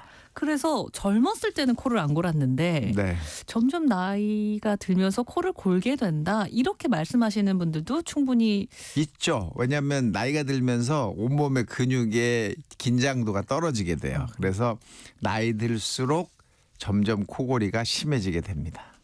오늘 똑똑 라디오 주치 코너에서는 코골이와 수면 무호흡증을 단순 잠버릇으로 여겨선 안 되는 이유가 무엇인지 알아볼 예정인데요. 지금 관련해서 궁금한 점이 있으신 분들 문자 보내주시죠. 참여하실 번호는 샵 9730번이고요. 짧은 건 50원, 긴 건 100원의 정보 이용료가 부과됩니다. 콩 게시판 KBS 1라디오 유튜브 채널을 통해서도 무료로 참여하실 수 있으니까요.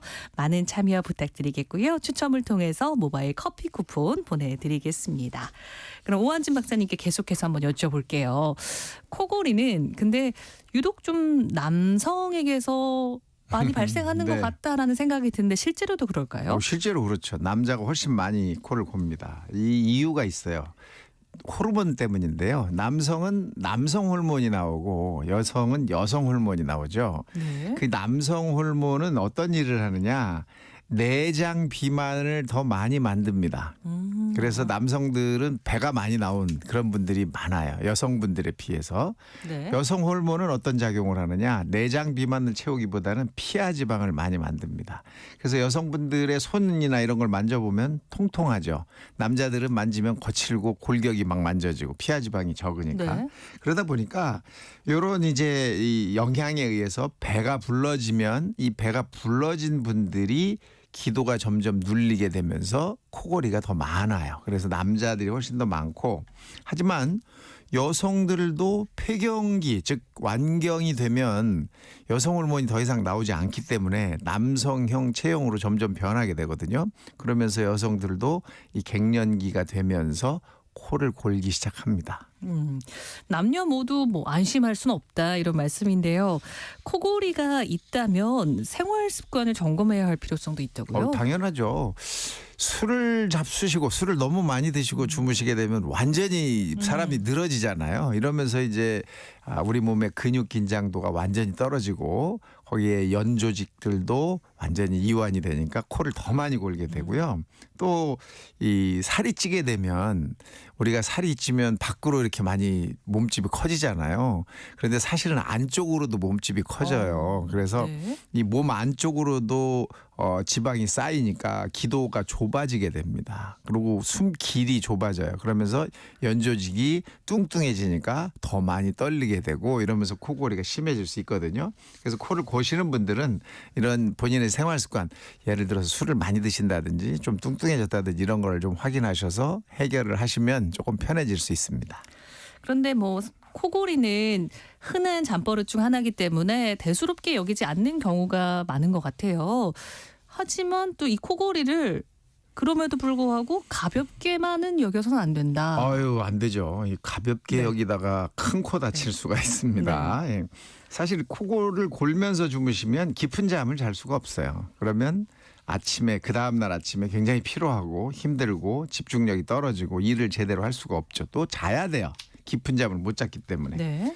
더더욱이 코를 골면서 거의 수면 무호흡이라고 그래서 숨을 안 쉬는 경우도 꽤 있거든요. 이렇게 되면 산소 부족 상태가 됩니다. 그러니까 내 몸에 뇌에도 산소 부족이 오고 심장이나 산소가 꼭 필요한 조직에도 산소가 부족해지게 돼요. 그래서 더 심각한 문제를 유발하는데 호주의 플린더스라는 대학에서 연구를 해봤더니 네. 중년 성인 1만 2천여 명이 저녁 수면을 하는 것을 6개월 동안 추적 관찰을 해봤더니 코를 20% 이상 더 많이 고는 참가자들은 그렇지 않은 사람들에 비해서 고혈압 위험성이 2배나 높았다. 이런 게 있어요. 거기다가 우리나라 고대 안산병원에서 연구한 결과로는 코 고는 사람은 만성 기관지염 발생 위험이 더 높더라. 이런 연구도 있거든요. 그래서 혈압이 올라가면 그다음에는 이제 심장에 문제가 생겨요. 그래서 심부전 또는 부정맥 이런 것들이 생길 가능성도 높고 또 아이들의 경우에도 코를 골면 얼굴에 변화가 생깁니다. 손가락 빨면 생기는 변화 같은 그런 아데노이드형 얼굴이 생길 수도 있고 성장 장애도 올 수 있기 때문에 아이가 코를 골면 더 심각하게 생각을 하셔야 돼요. 네, 이렇게 이야기를 해도 코를 고는 당사자는 사실 느끼지 못하잖아요. 그래서 문제의 심각성을 알지 못하는 경우가 있는데요. 주변인들이 겪는 고통은 또 상상 이상으로 크다고요. 그렇죠. 자기가 코를 고는 줄 모르는 분이 꽤 많아요. 나는 안 골아 이런 분들이 생각보다 많거든요. 그 녹음해서 들려드려야 내가 고른 거야 이렇게 이야기하시는데 코골이 소음이 굉장히 심각합니다. 평균 72데시벨 까지 나오거든요. 근데 이게 아주 심한 경우에는 90데시벨까지도 올라가요. 이 90데시벨은 대형 기계가 만드는 제조 공장 또는 항공기 소리보다 큰 거고요. 뭐 옆으로 탱크가 지나가는 소리라고 할 수 있어요. 실제로. 거기다가 이제 72데시벨 정도 되면 버스나 열차가 지나가는 속도 소리랑 비슷하거든요. 그러니까 주변 옆에 있는 분은 미칠 노릇이죠. 이거 계속되면 소음성 난청도 생기고 또 아주 어려운 이 정신적인 문제도 생길 수 있기 때문에 주의하셔야 돼요. 그래서 미국의 월스트리트 저널에서 수면 이혼이라는 거를 한번 타픽으로 낸 적이 있어요. 수면 이혼이요? 예, 이게 무슨 말이냐. 잘 때 이혼하는 것 같이 따로 잔다 이런 뜻이거든요. 잘 때는 각방을 쓰는 것이 차라리 낫다. 서로 이 해를 주지 않고 자니까 이런 이야기도 있습니다. 코를 골다가 그런데 그냥 코만 골면 괜찮은데 저는 어느 순간 숨을 쉬지 않아가지고 좀 괜찮은 거야라고 다시 볼 때가 있는 것 같아요. 이런 분이 많죠. 네. 갑자기 그냥 이러고서 숨을 안 쉬잖아요. 네. 이게 이제 수면 무호흡증인데 이게 코를 골다가 10초 이상 숨을 안 쉬는 상태를 말해요. 이게 되면 굉장히 심각하죠. 옆에 있는 사람은 갑자기 잠을 못 잡니다. 이 사람 숨 안 쉬면 어떡하지?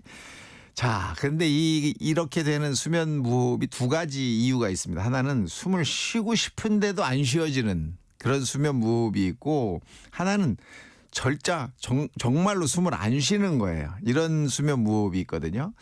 숨을 쉬고 싶은데 못 쉬는 것은 뇌에서는 빨리 숨을 쉬라고 명령을 주는데 혀가 밀려가지고 기도를 막은 상태라서 쉬고 싶어도 안 되는 이런 상태가 있습니다. 그래서 이럴 때는 뇌에서 계속 명령을 주다 보면 드디어 한번 퍽 하고 튀어나오죠. 이제 숨을 쉬게 됩니다. 그런데 정말로 뇌의 호흡 조절하는 부분에 문제가 생긴 경우에는 아주 숨을 안 쉬는 경우도 있어요. 그래서 이런 경우는 돌아가실 수 있거든요. 그래서 이 수면 무호흡증이 있는 경우는 정말 빨리 병원에 가셔서 확인을 하셔야 돼요. 그렇다면 코골이와 실제로 수면 무호흡증을 같이 겪는 경우가 많은지요? 많죠. 엄청 많습니다.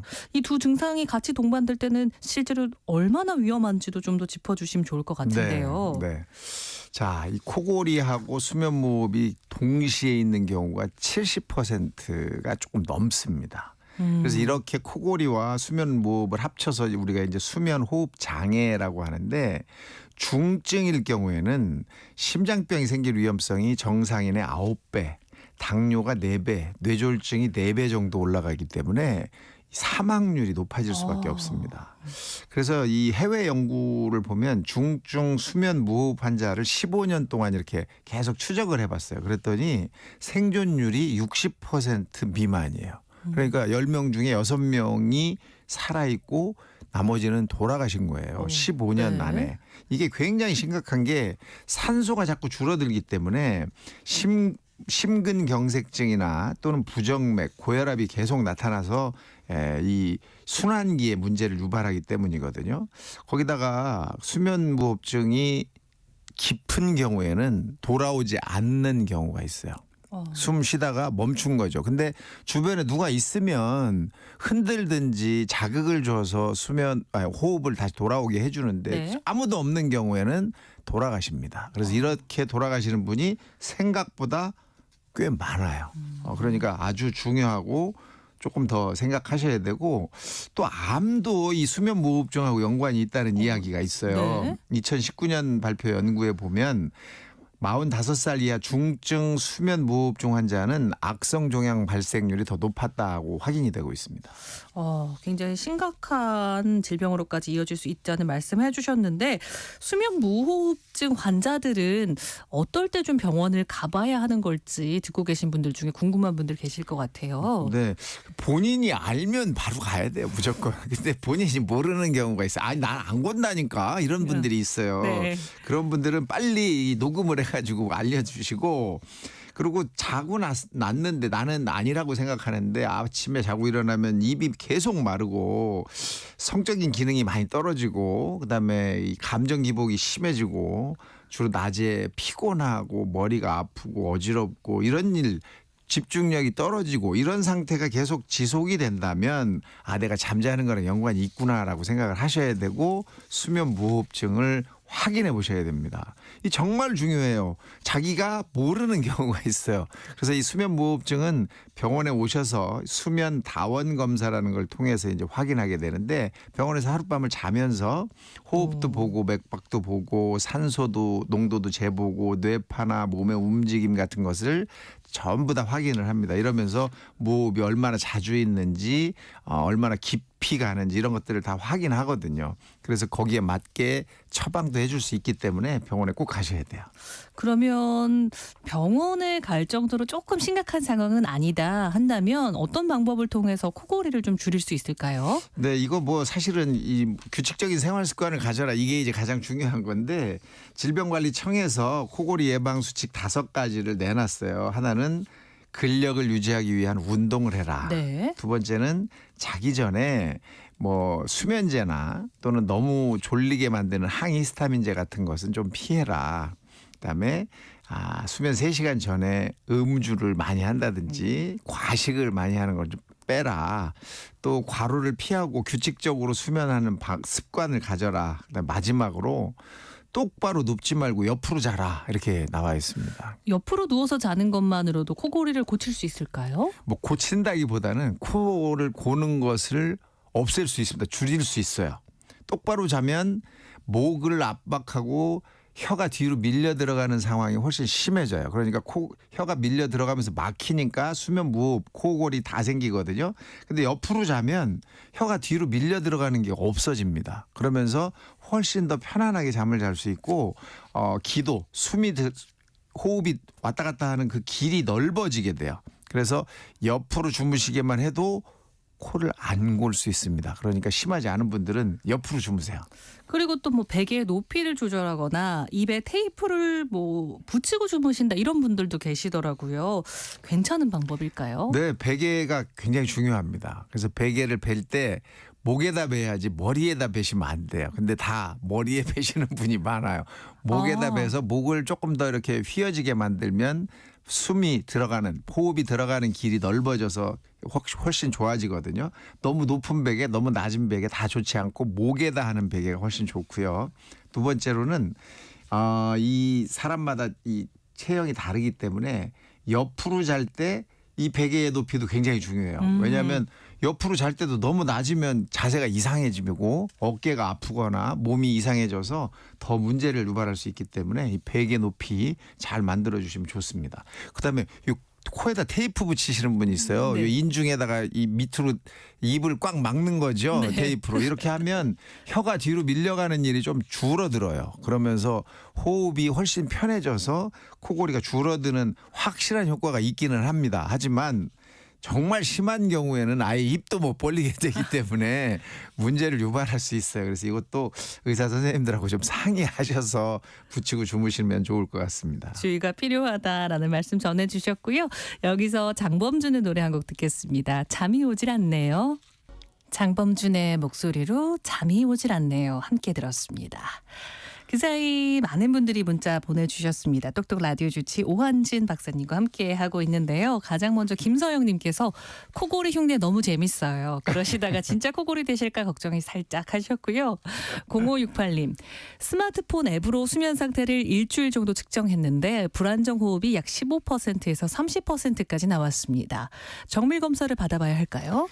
꽤 많이 나온 거고요. 그다음에 이분 본인 상태를 우선 좀 확인해 보실 필요가 있어요. 살이 많이 쪘는지 또는 운동을 전혀 하지 않는지 이런 생활 습관을 먼저 확인을 좀 해보시고 그게 정말 문제가 있어 보이면 병원에 한번 가보실 필요도 있습니다. 네, 콩으로 신우이님께서 코골이와 음식도 영향이 있을까요? 코골이에 좋은 음식이 있다면 알고 싶어요. 네, 코골이에 좋다고 그래서 많이 드시면 살이 쪄서 더 나빠질 수 있습니다. 하지만 약간씩 도움을 줄 수 있는 음식을 확인할 수 있었는데요. 네. 수면의학이라는 학술지에 치즈를 규칙적으로 먹으면 수면 무호흡증이 한 28% 정도 줄여진다라는 이 중국 대학의 연구 결과가 있습니다. 치즈요? 네. 그래서 이걸 먹으면 이제 뭐 호르몬에 영향을 주어서 호르몬 수치들이 떨어지면서 변하면서 혈압도 줄어들고 뭐 도움이 된다라고 이제 이야기를 했거든요. 그래서 좀 권화해 볼 수가 있겠고 또 강황이라는 것도 도움이 된다라고 나와 있는데 이거는 미국 사우스캐롤라이나 대학에서 연구한 겁니다. 그래서 커큐민이라는 성분이 염증을 차단시키고 그래서 이런 작용으로 인해서 수면에 도움이 된다, 코골이에 도움이 된다라고 얘기했고요. 꿀차도 많은 사람들이 이제 추천을 해주시는데 사실 뭐 조금만 드시는 거를 권하지 많이 드셨다가는 문제가 될 수 있습니다. 0389님, 코골이나 수면무호흡증이 심하면 치매에 걸린다고 하는데 맞나요? 남동생이 30kg이 찌면서 코골이가 심해져서 걱정이네요 하셨습니다. 그럼요. 가능성이 있죠. 왜냐하면 뇌에 베타 아밀로이드라는 단백질이 쌓여서 생기는 것이 치매인데 깊은 잠을 잘 때만 이 베타 아밀로이드를 청소하는 기능이 활성화됩니다. 근데 수면 무호흡이나 코골이를 계속하면 깊은 잠을 잘 수가 없기 때문에 이런 베타 아밀로이드가 더 많이 축적되고 따라서 치매 위험성이 높아질 수 있습니다. 빨리 살을 빼셔야 돼요. 똑똑 라디오 주치 오늘은 코골이, 수면 무호흡증의 모든 것에 대해서 알아봤는데요. 세계보건기구 WHO는 오래 앉아서 생기는 병을 의자병이라고 규정했습니다. 다음 주 이 시간에는요. 생활 습관이 불러오는 질환들 살펴볼 예정이니까요. 관련해서 궁금한 점이 있으신 분들 미리 문자 보내주셔도 좋을 것 같습니다. 저희 프로그램이 끝나는 시간까지 문자 주시거나 세상의 모든 정보 홈페이지에 글을 남겨주시면 되는데요. 미리 참여해 주시면 방송에서 소개될 확률도 오르고 조금 더 깊이 있는 상담도 가능하니까요. 많은 참여 부탁드리겠습니다. 참여해 주실 번호는 샵 9730이고요. 짧은 건 50원, 긴 건 100원의 이용료가 부과됩니다. 그리고 저희 홈페이지 시청자 참여 게시판은 무료로 이용하실 수 있습니다. 오늘도 똑똑 라디오 주치 여기까지 함께하겠습니다. 지금까지 오한진 교수님이셨습니다. 고맙습니다. 감사합니다.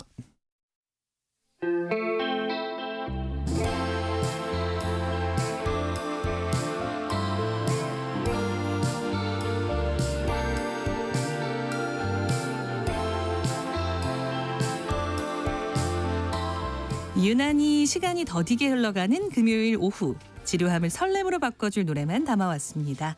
차우진의 오늘 이 곡, 오늘은 차우진 음악평론가와 함께합니다. 안녕하세요. 안녕하세요.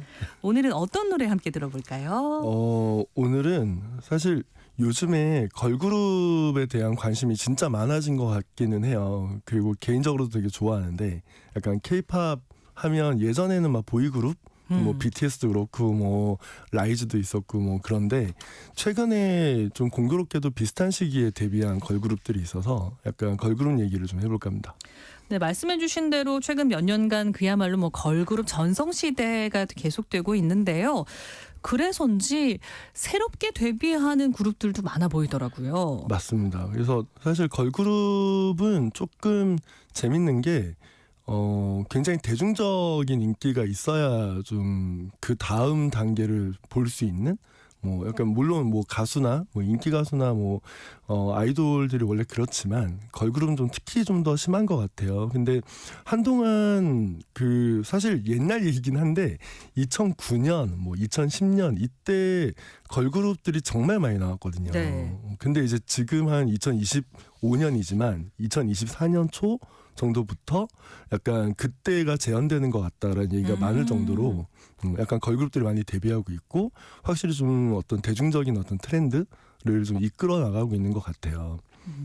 일단 그러면 노래를 한 곡 듣고 이야기를 이어가 보면 좋을 것 같은데요. 네. 어떤 노래를 준비하셨을까요? 그 오늘 소개할 팀이 좀 몇 팀이 있는데 그 중에 이제 한 팀이 이제 하츠투하츠라는 SM 엔터테인먼트에서 새로 데뷔한 팀인데요. 이 팀은 이름이 하츠투하츠잖아요. 네. 그러니까 보통 사람들 이게 제 주변에서도 약간 하츠투하츠인데 하트투하트라고 이렇게 부르기도 하는데요. 어쨌든 요 이렇게 뜻은 뭐냐면 마음과 마음이라는 뜻이잖아요. 그래서 이 팀 이름이 마음과 마음을 이으면 우리가 된다.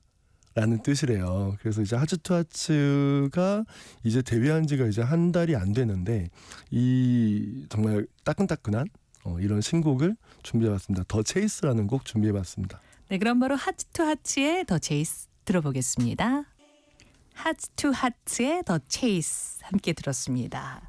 하츠투하츠 하츠는 SM 엔터테인먼트가 선보인 신인 걸그룹이라고 소개를 해주셨습니다. 네, 맞습니다. 제가 잘 모르지만 노래를 들어보니까 SM에서 최근에 뭐 독보적인 성과를 내고 있는 에스파와는 조금 또 다른 느낌인 것 같아요. 그렇죠. 약간 소위 말하는 에스파는 뭐 쇠맛이라고 하죠. 그러니까 좀 거칠고 좀 뭐랄까 뭐 대중적이진 않은데 근데 또 들으면은 또 계속 듣게 되는 뭐 그런 맛이 있어요. 그런 매력이 있는 팀인데 하츠투하츠는 일단은 에스파하고는 다르게 8인조고요. 8인조. 네, 8인조고 그리고 약간 특징이라고 한다면 그 한국에서 데뷔한 뭐 소위 이제 SM이나 뭐 JYP나 뭐 하이브 뭐 YG 뭐 이런 회사들이 있잖아요. 그 메이저 회사들에서 처음으로 인도네시아 멤버가 데뷔를 했어요. 그래서 이게 재밌는 에피소드인데 하츠투하츠가 공식적으로 데뷔한 게 2월 24일이거든요. 네.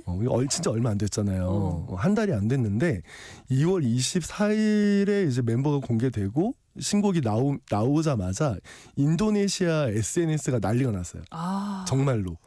그래서 워낙 인도네시아는 이제 뭐 그 SNS를 쓰는 사람들이 진짜 많기도 한데 인도네시아에 있는 K-pop 팬들이 전부 다 울면서 정말로 울면서 역사상 처음으로 우리나라 멤버가 K-pop 한국에 있는 심지어 SM이라는 정말 큰 회사의 신인 걸그룹으로 데뷔를 했다라고 한 거예요. 그래서 그거 보면서 어떤 기분이었냐면 저도 한 20년, 30년 전에 한국 가수가 미국에서 마치 데뷔한 것 같은 약간 그런 마음이기도 하겠다라는 생각이 들었는데 그 정도로 좀 화제가 됐었고요.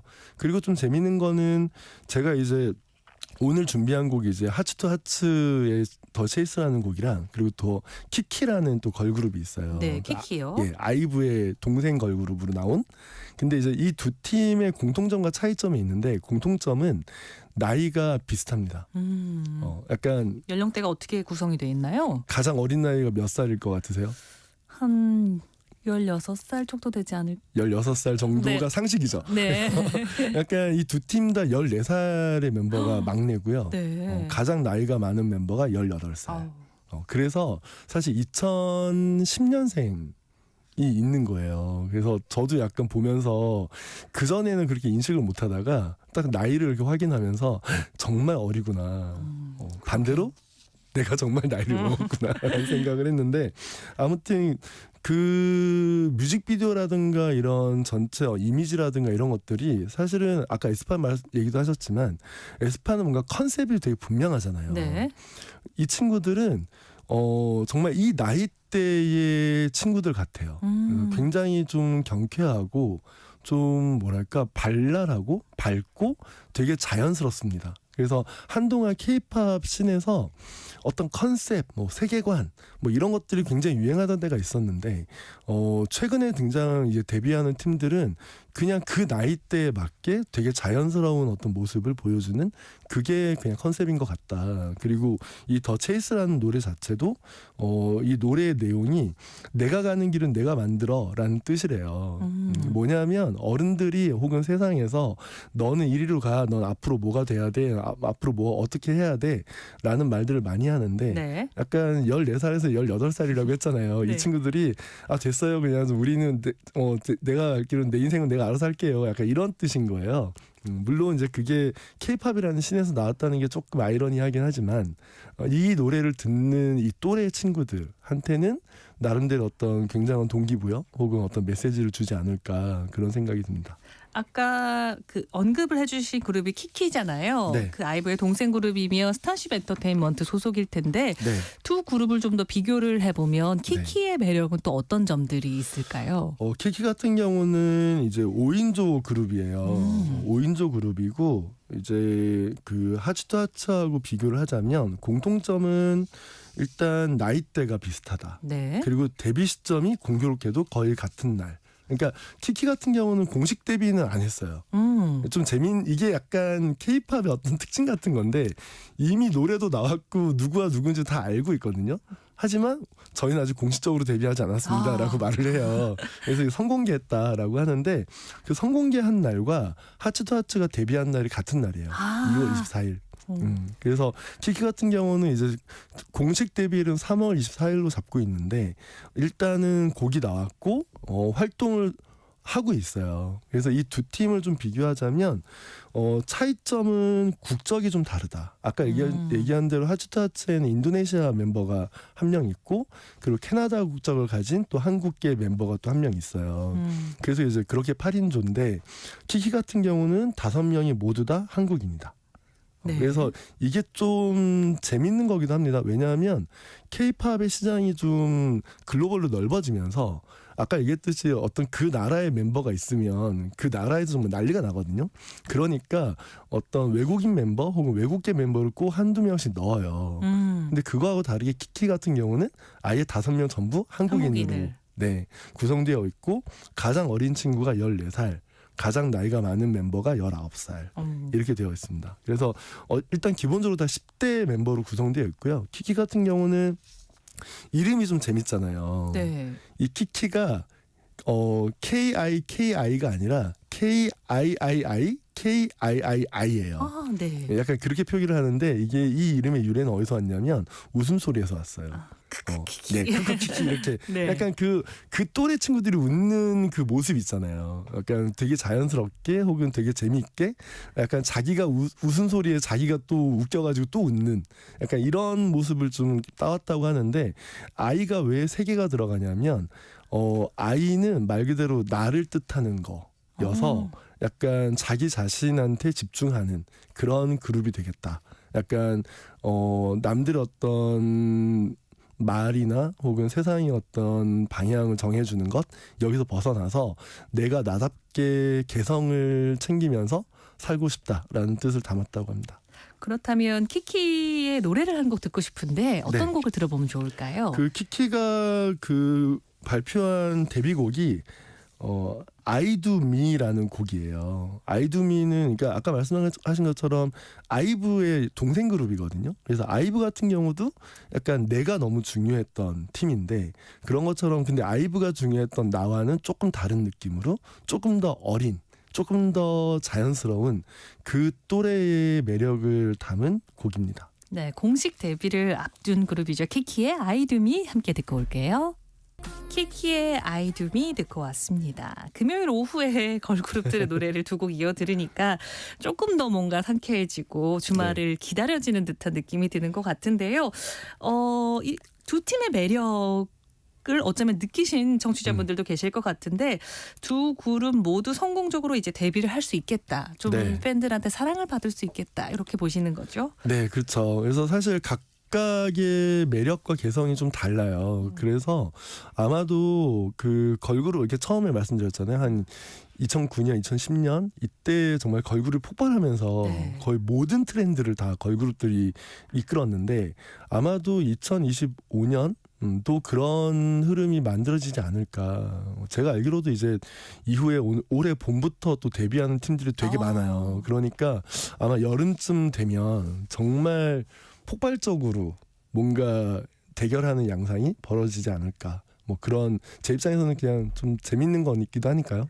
그러면 이런 걸그룹 전성시대 속에서 걸그룹으로서 살아남기 위해서는 성공 요인들은 좀 어떤 것들이 있을지 좀 뭐 명확하게 짚긴 어렵겠지만 네. 사실 뭐 요인이야 여러 가지가 너무 많은데 사실 걸그룹은 핵심은 대중성이에요. 그러니까 얼마나 많은 사람들이 좀 편하게 접근할 수 있냐.